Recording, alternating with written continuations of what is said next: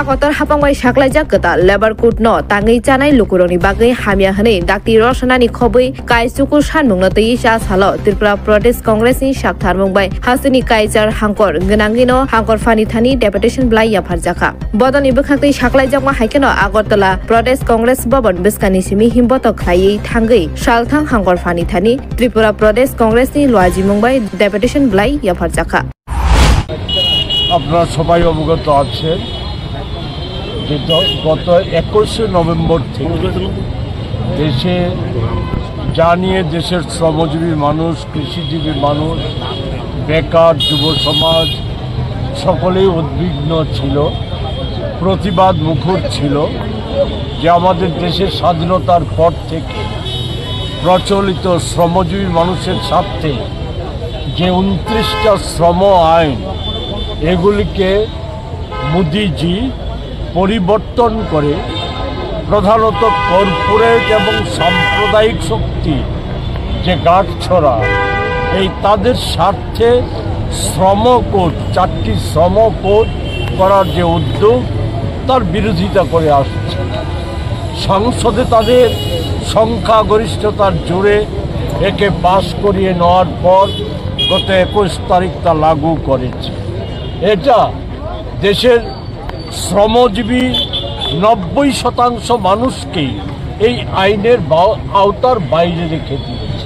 আমি খুব সংক্ষেপে যেটা বলতে চাই এতে যারা ক্ষতিগ্রস্ত হবে শুধু শ্রমজীবী মানুষ না কৃষিজীবী মানুষ বেকারদের ভবিষ্যৎ একেবারে ভয়ঙ্কর অনিশ্চয়তা সৃষ্টি হবে প্রবীণদের ভবিষ্যৎ বলে কিছু থাকবে না উপরন্তু আপনারা যারা সংবাদ মাধ্যমের সাথে আছেন আপনাদের জন্য এই আইনে যেটা করা হয়েছে সেটা হচ্ছে 1955 ইংরেজি এবং 58 ইংরেজিতে সাংবাদিকদের স্বার্থ রক্ষা এবং সংবাদপত্রের স্বাধীনতা মত প্রকাশের স্বাধীনতায় যে আইন লাগু করা হয়েছিল সেই আইনকে পরিবর্তন করে এটা সম্পূর্ণভাবে সরকার কর্পোরেট জগৎ এবং বড় বড় মিডিয়া হাউসের মালিকদের হাতে আর হচ্ছে বিজ্ঞাপনদাতাদের হাতে তুলে দিয়েছে এতে